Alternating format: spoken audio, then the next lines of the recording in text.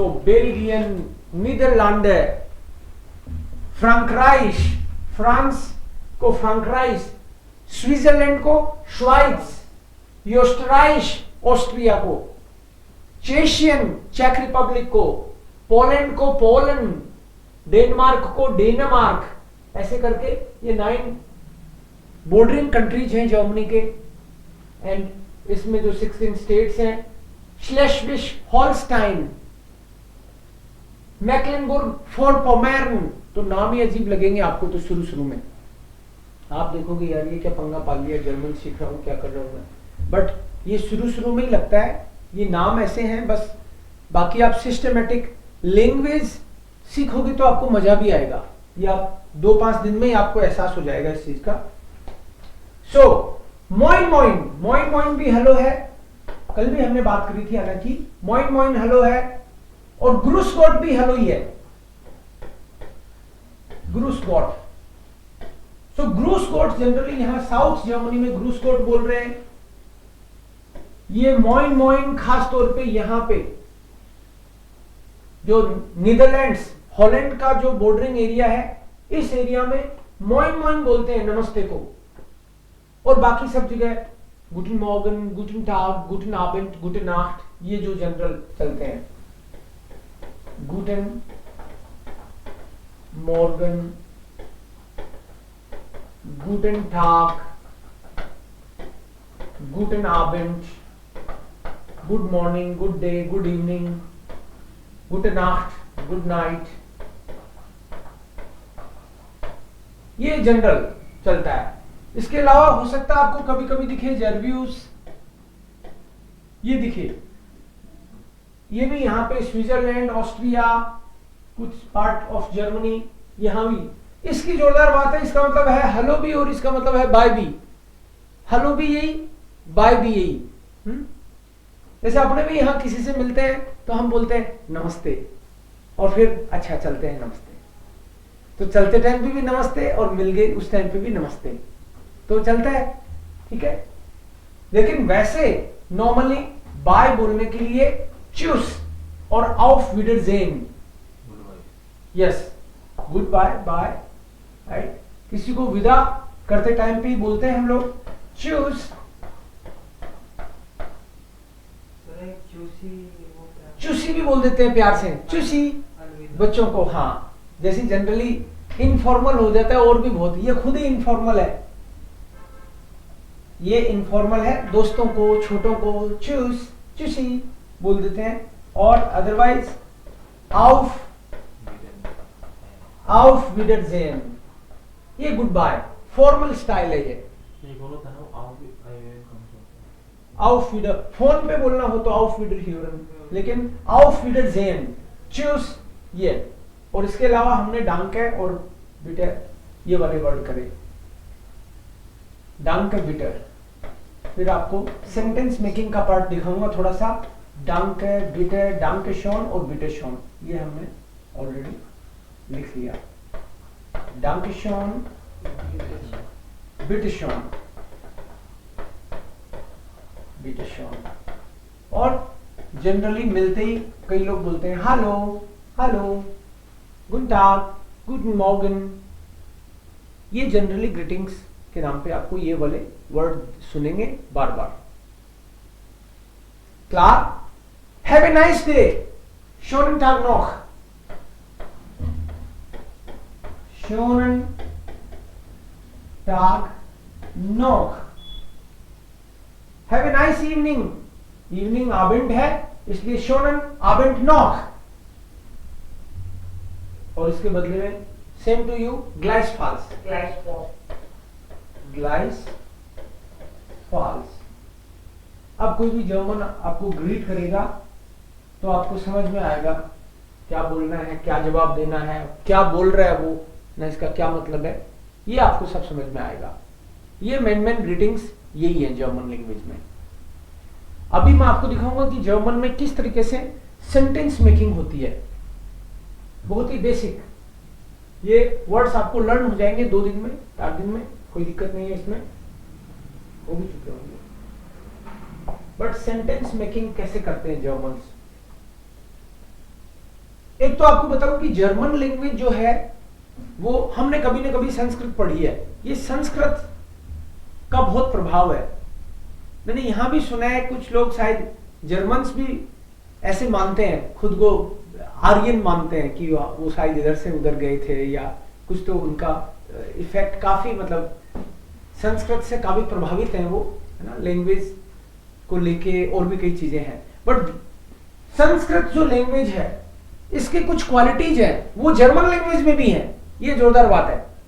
संस्कृत और जर्मन, अब कहां पे संस्कृत यहाँ, जर्मन वहां, कितना 8-7 हजार किलोमीटर दूर।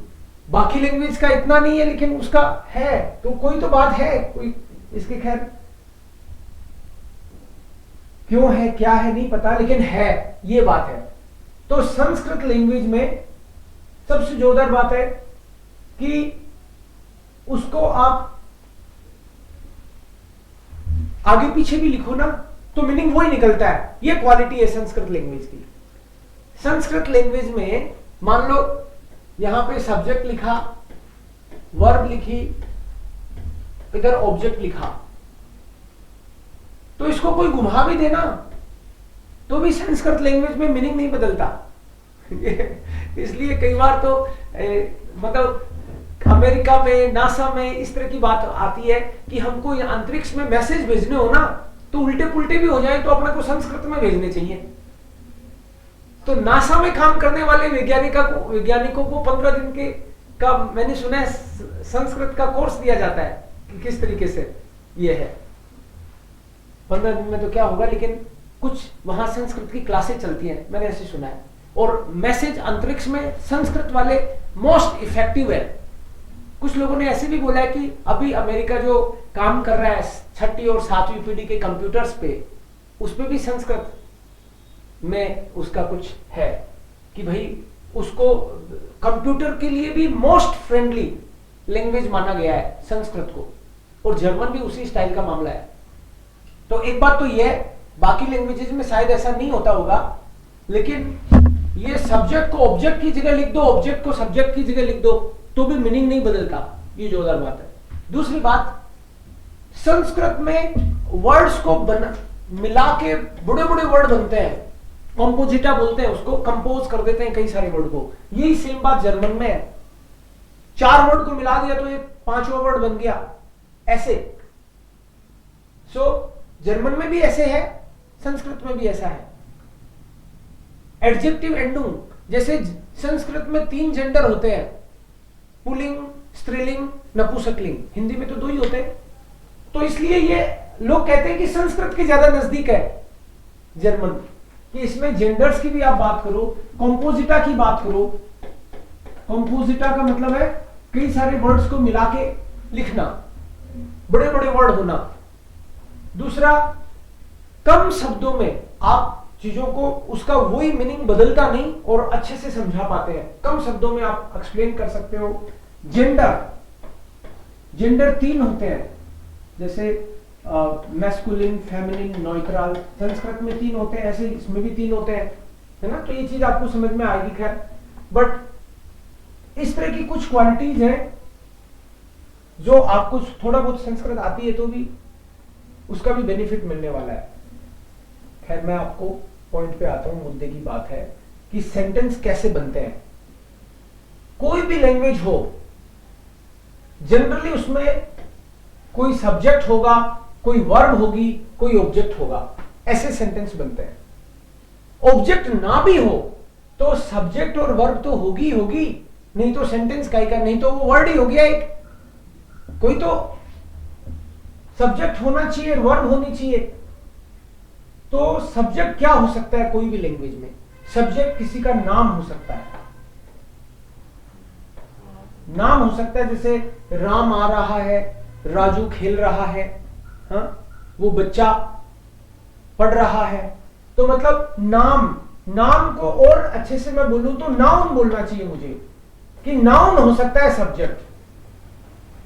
अब नाउन में नाम भी होता है, नाउन कई तरह के होते हैं। प्रॉपर नाउन, किसी को नाम से बोल दो आप तो उसको बोल देते हैं प्रॉपर नाउन। प्रॉपर नाउन और कॉमन नाउन, ये पढ़ी होंगी ये चीजें आपने। नाउन दो तरह के होते हैं, प्रॉपर नाउन और कॉमन नाउन। प्रॉपर नाउन तो एक्चुअली नेम है किसी का, और कॉमन नाउन जो एक पूरी जाति को, एक पूरे समूह को, जैसे मान लो कोई बोले टीचर, तो टीचर तो कौन टीचर, संस्कृत वाला टीचर या जर्मन वाला टीचर या कौन, तो टीचर तो बहुत है, तो ये पूरे समूह की बात करता है, वो हो गया कॉमन नाउन। पेड़, कौन सा पेड़ है, तो ये कॉमन नाउन होता है। और प्रॉपर नाउन जैसे आप बोल दो खजूर का पेड़, आप बोल दो जर्मन वाले ये टीचर, तो ऐसे ही। सो नाउन की डेफिनेशन आपने जरूर पढ़ी होगी कि कोई भी व्यक्ति, वस्तु, स्थान, है ना, ये सब पढ़ा होगा आपने, व्यक्ति, वस्तु, स्थान या एनिमल, कोई पशु, है ना, एनिमल। और जर्मन से इससे आगे कहते हैं आइडिया, कोई आइडिया, फीलिंग, जर्मन्स कहते हैं ये सब नाउन है, नाउन है। सो सब्जेक्ट कोई नाउन हो सकता है, और नाउन प्रॉपर भी हो सकता है, कॉमन भी हो सकता है, राइट। कॉमन नाउन जैसे घर, घर कॉमन नाउन है, किसका घर, और अगर घर का नाम ले दो आप, तो अपने आप कुछ उस नाम से फेमस हो जाते हैं, अपन समझ जाएंगे सीधा ही, अरे ये तो अमिताभ बच्चन वाला घर की बात कर रहा है। हाँ, कोई बोले अंटेलिया करके कुछ, तो अच्छा ये तो उसका है, आप समझ जाते हो ना, तो वो फिर प्रॉपर नाउन हो जाता है।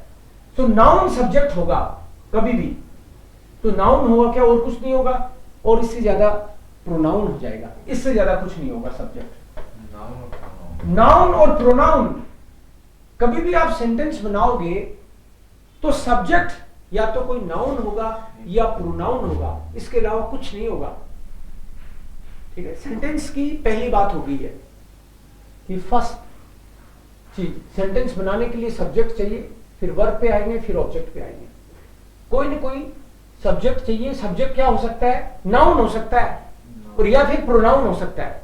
तो नाउन में तो उसका नाम या कोई ऐसा वर्ड जो पूरे समूह की बात करे, और प्रोनाउन में भी रिलेटेड ऐसे सभी लैंग्वेजेस में होते हैं। जर्मन में प्रोनाउन कौन कौन से मैं यहां लिख देता हूं, ठीक है, इश, डू, एर, एस, जी, वियर, ईयर, जी, जी, ऐसे करके कुछ है, वो मैं लिखता हूं। तो आपको या तो ये काम में लेने हैं या फिर वो काम में लेने हैं, बस, उसके अलावा कुछ नहीं होगा। इश, डू, एर, एस, जी, वियर, ईयर, जी, जी, ओके। इश, डू, एर, एस, जी, वियर, ईयर, जी, जी।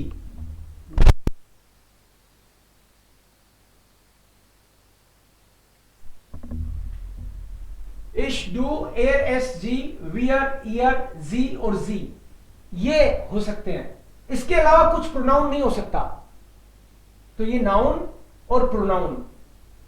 सो इश का मीनिंग होगा आई, मैं। डू मतलब तू,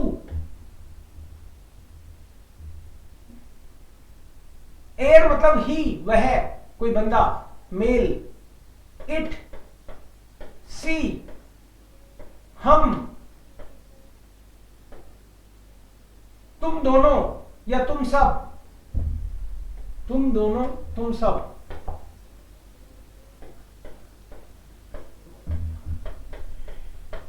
तुम दोनों या तुम सब, इसका मतलब तुम दोनों भी और तुम सब भी।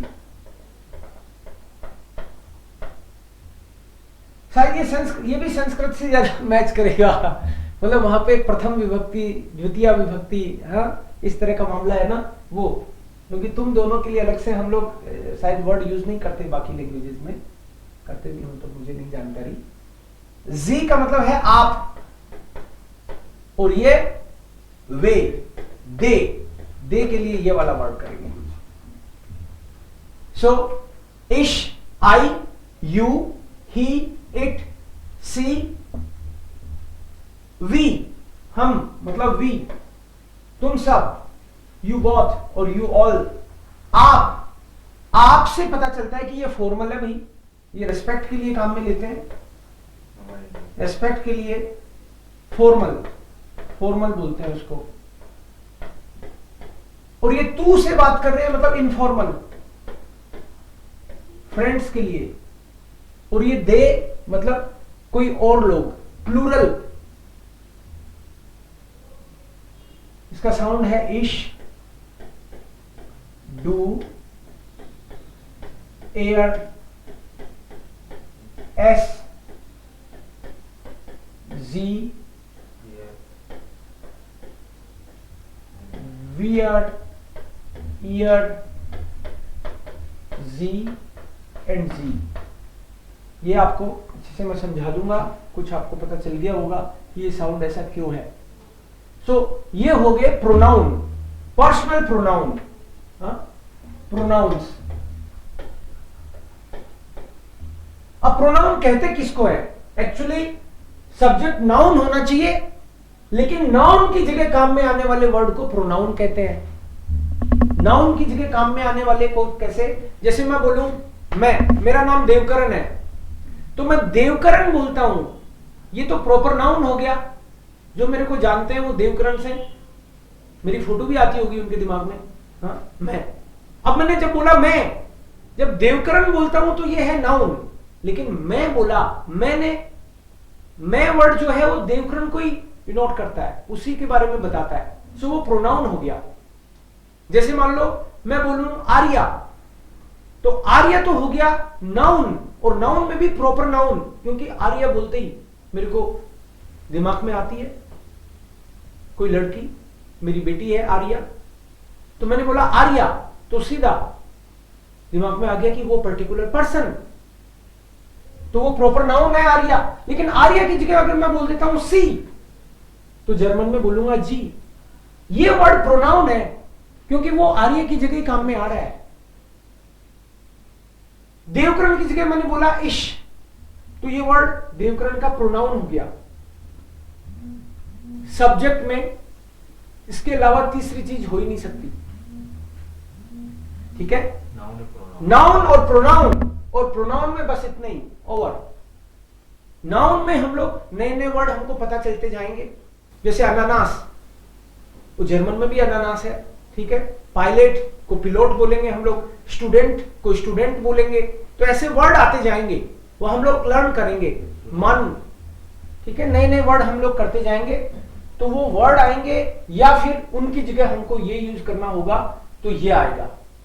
बस सब्जेक्ट का पार्ट हो गया ओवर। अब बात करेंगे हम लोग वर्ब की।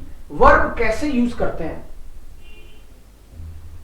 सिंपल, आराम से सेंटेंस बनेंगे। जर्मन डराने वाली लैंग्वेज नहीं है, बहुत सिस्टमेटिक लैंग्वेज है। वर्ब जैसे हिंदी में हम लोग देखते हैं, हिंदी में एक वर्ब होती है जैसे खाना, एक वर्ब है हंसना, एक वर्ब है डरना, डराना, कपड़े पहनना, नहाना, जाना आना, खोना पाना, पीटना पिट जाना। ये जो भी वर्ब है आप नोटिस करोगे, ये मैंने जितनी भी वर्ब बोली, या आप भी कोई वर्ब बोलोगे तो उसमें ना आ रहा है। ना, खाना पीना, हंसना, पहनना, पहनाना, पीटना पिट जाना, कूटना कुट जाना, सो ना आता है हर बार वर्ब में, ठीक है? जैसे वर्ब चाहे छोटी हो चाहे बड़ी हो, जैसे आना, छोटी वर्ब है आना, तो भी ना आया है। और कपड़े पहनना, कपड़े पहनना, तो भी ना आया है। तो इसका मतलब ये हो गया कि अपन को पहचान तो हो जाएगी, मतलब वर्ब में हिंदी में आएगा तो ना आएगा। और जब इस वर्ब को हम लोग यूज करते हैं, यूज करेंगे वर्ब को, तो कोई सब्जेक्ट के हिसाब से ही करेंगे। तो सब्जेक्ट या तो ये होगा मैं आता हूं, मान लो सब्जेक्ट इन्हीं में से तो लूंगा, मैं इसमें से लूंगा या इसमें से लूंगा, और तो तीसरी तो हो ही नहीं सकता कुछ। अब ये वर्ब तो है आना। अब जब मैं कहता हूं मैं आता हूं, तो मैंने यहां से लिया पहले सब्जेक्ट, और फिर मैंने बोला आता हूं, मैं आता हूं। या फिर मैंने बोला तू आती है, या तू आता है भी बोल सकता हूं मैं, तू आती है, दोनों लिख देता हूं। तू आती है, तू आता है, हम आते हैं, हम आते हैं, या वे आते हैं, वे आते हैं। अब ओरिजिनल वर्ब तो थी आना, ठीक है, ये तो दूसरी वर्ब लिख रखी है बीच में मैंने। ओरिजिनल वर्ब तो थी आना, और यहां पे आना कहीं भी नहीं दिख रहा। ओरिजिनल वर्ब तो आना है, लेकिन आना को हम लोग एज इट इज यूज नहीं करते, हम लोग उसको सब्जेक्ट के हिसाब से बदल देते हैं, हम उसका ऑपरेशन कर देते हैं, फिर काम में लेते हैं। मैं आना हूं ऐसे नहीं बोलता, मैं आता हूं। तो ये जो क्वालिटी है इसको बोलते हैं वर्ब का कंजुगेशन, मतलब वर्ब को काम में लेने लायक बना के फिर यूज करते हैं हम लोग। तभी तो पता चलेगा ना कि वो मैं हूं कि तू है कि हम हैं। अगर मैं बोल दूं मैं आती है तो लोग हंसेंगे, मैं आती है, ये क्या लैंग्वेज बोल रहा है। तो ऐसे ही ये चीज सीखना इसलिए जरूरी है क्योंकि जैसे हिंदी में है ना, ऐसे ही जर्मन में है। एक जर्मन की वर्ब दिखाता हूं, इसके साथ आपको समझ में आएगा मैं क्या कह रहा हूं। जर्मन की मान लो कोई वर्ब है, जैसे मैंने आपको बोला कि हिंदी के वर्ब में ना आता है। अब हो सकता है कि आप में से कोई ढूंढ लाए कि देखो सर इस वर्ब में ना नहीं है, तो हो सकता है कोई एक्सेप्शन मिल जाए, बट मोस्टली आपको ना ही दिखेगा। ऐसे ही जर्मन में है, जर्मन की वर्ब में ईएन आता है लास्ट में।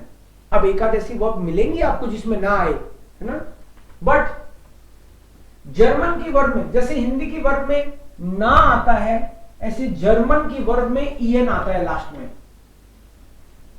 अब आना है तो सपोज जर्मन का लिखता तो मैं वर्ब होती कॉमन, कॉमन।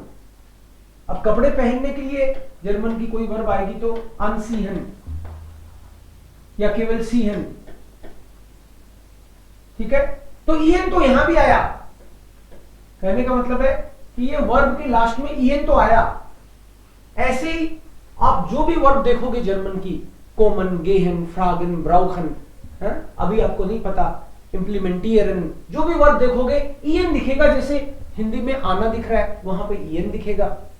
अब जैसे यहां पे मैंने मैं, तू, हम, वे के साथ किया, ऐसे यहां भी जब वर्ब को यूज करेंगे तो ओरिजिनल की बजाय उसका कुछ एक्सपेरिमेंट, कुछ न कुछ उसके साथ ऑपरेशन करके काम में लेना पड़ता है। तो मैं के लिए वर्ड हमारे पास है इश, तो इश कॉम है, ये हमको लर्न करना पड़ता है। जैसे यहां भी तो लर्न नहीं करना पड़ा था, कभी तो आपको ये फॉर्मूला तो सीखना पड़ा था। आता हूं, आना का आता हूं कर दिया। अब अगर यहां वर्ब बदल भी दूं तो आप समझ जाओगे वही करना है। मान लो आना की जगह मैं कर दूं जाना, तो आपकी बार भी इसकी एंडिंग ही बदलेगी, आपको भी पता है।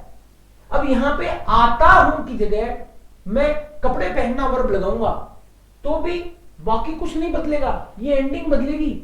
आप नोटिस करोगे मैं कपड़े पहनता हूं तो कपड़े पहन तक कुछ नहीं बदला। मैं कपड़े पहनता हूं, सपोज वर्ब बदली हमने, मैं कपड़े पहनता हूं, तो हमने कुछ नहीं किया, केवल यही तो बदला है। ये इसको ऐसे मान लो कि भाई ये लास्ट वाला पार्ट बदला है, लास्ट वाले पार्ट को बोलते हैं एंडिंग। अब अगर इसकी जगह आ जाए तू कपड़े पहनती है, तो देखना तू के बाद में ये कुछ नहीं बदलेगा, तू कपड़े पहन, अब यही बदला है केवल एंडिंग, पहनती है। अब वे से बोलूं मैं हम कपड़े पहनते हैं तो भी ये बदलेगा, और वे कपड़े पहनते हैं तो भी एंडिंग ही बदलेगी, बाकी कुछ नहीं बदलेगा। ये जो हिंदी के साथ हो रहा है ना, सेम चीज जर्मन के साथ हो रही है, इसलिए आपको मैं ये चीज दिखा रहा हूं। अब यहां पे मान लो, इनको तो छोड़ो, केवल एक वर्ब का करके देखते हैं। कॉमन वर्ब है। अब कॉमन में मैं को इश बोलते हैं, तू को डू बोलते हैं, और हम को वियर बोलते हैं, और वे को जी बोलते हैं। तो हमको, अब इसमें कोई बोले कि वे सब और हम और भी न्यूट्रल के लिए भी आए तो उसको भी अपन देख लेंगे, बट एक बार थोड़ा क्या कॉमन चीज है। इश कॉम है। अब इसको हमने एक बार सीखा कि ता हूं, ती है, ते हैं, ऐसे हमको सीखना पड़ा। अब वर्ब बदलेगी तो भी वैसे ही ता है, ती है, ते हैं, ये नहीं बदलेंगे। जैसे आना की जगह जाना कर दूं तो आता हूं की जगह जाता हूं हो जाएगा, लेकिन रहेगा वही, एंडिंग उसी स्टाइल में बदलेगी। तू आती है की जगह हो जाएगा जाती है, खाना हो वर्ब तो खाती है, मतलब केवल एंडिंग बदल रही है। कपड़े पहनती है तो केवल एंडिंग बदलेगी, जब वर्ब चेंज होगी तो केवल एंडिंग बदलेगी, बाकी सेम, पहला वाला पार्ट सेम रहेगा। ऐसे ही जब मैं ये कह रहा हूं कि हिंदी में तो ये ना करके एंडिंग थी, यहां पे मैं आपको कह रहा हूं कि ये en एंडिंग है, तो यही बदलेगी। अब ये कॉम नहीं बदलेगा, ये कॉम तो सबके साथ सेम ही रहेगा, कॉम कॉम कॉम कॉम, ये सबके साथ सेम रहने वाला है। अब हमको लर्न करने की बात यह है, जैसे यहां पे ये एंडिंग बदली थी, वहां पे क्या बदलेगी, एक स्टैंडर्ड एंडिंग।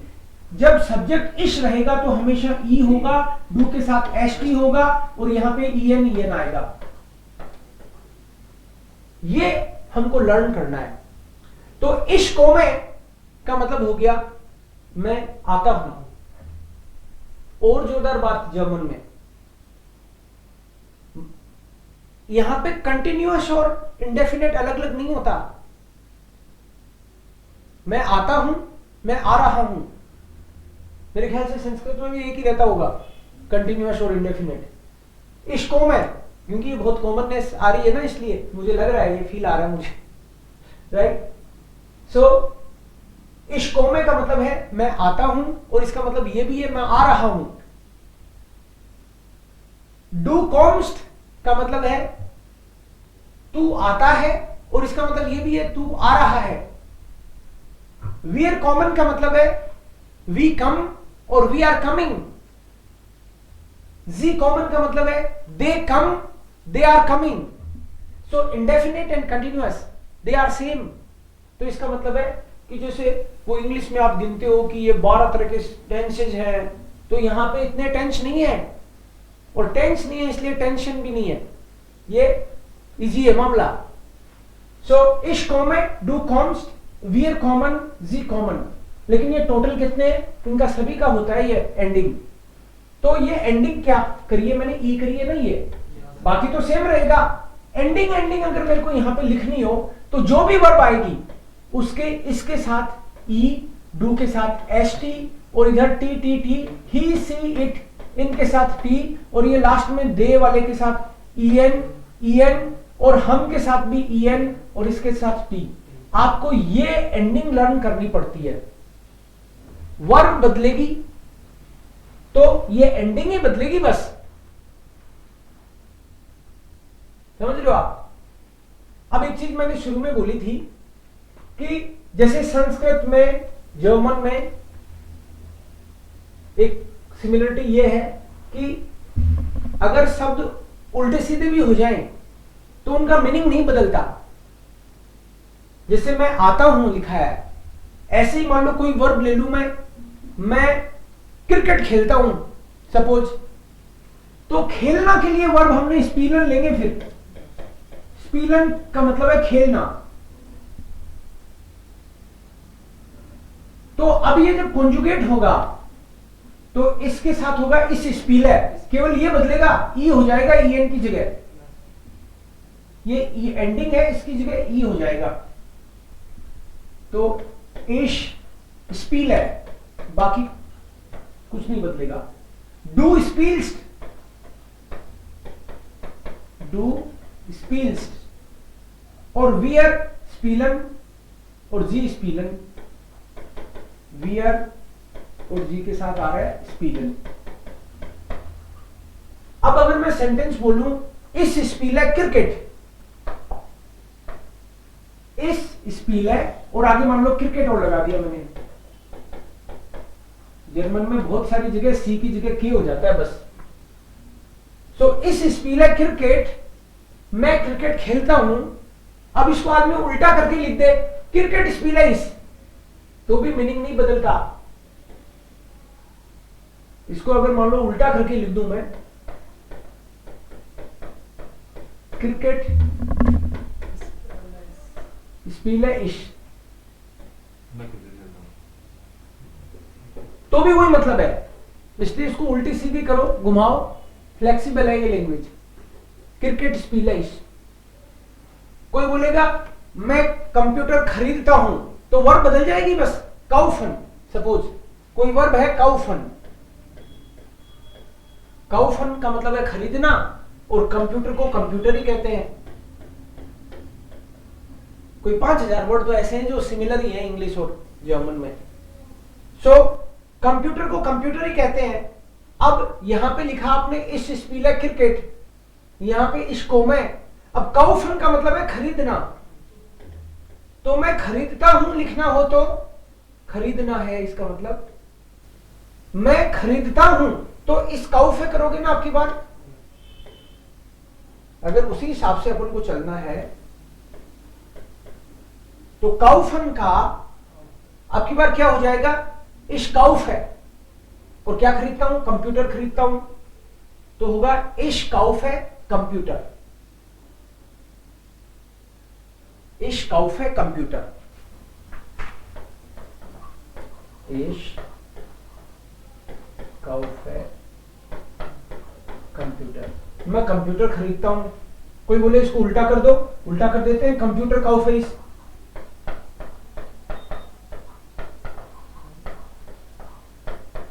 ऐसे थोड़ा उल्टा सीधा कर दे, सब्जेक्ट की जगह ऑब्जेक्ट, ऑब्जेक्ट की जगह सब्जेक्ट कर दे तो भी, क्योंकि हमको पता है ना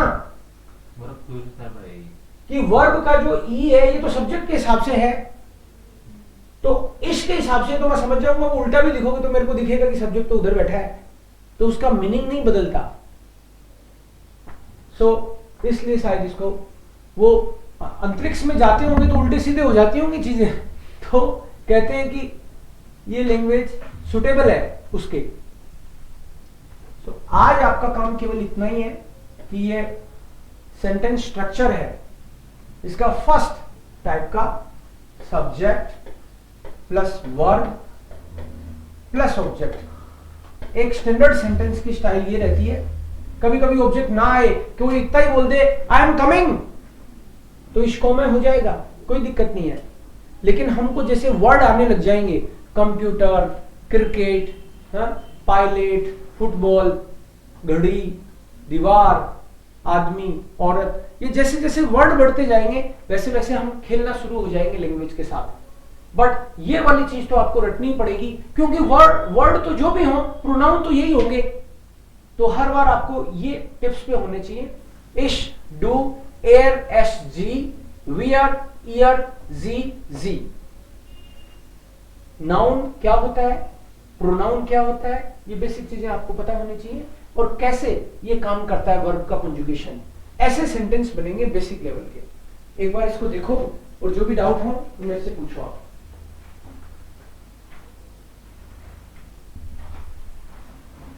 बड़े भी स्ट्रक्चर आएंगे तो भी बेसिक चीजें तो वो की वही रहने वाली है, इसमें कुछ नहीं बदलेगा।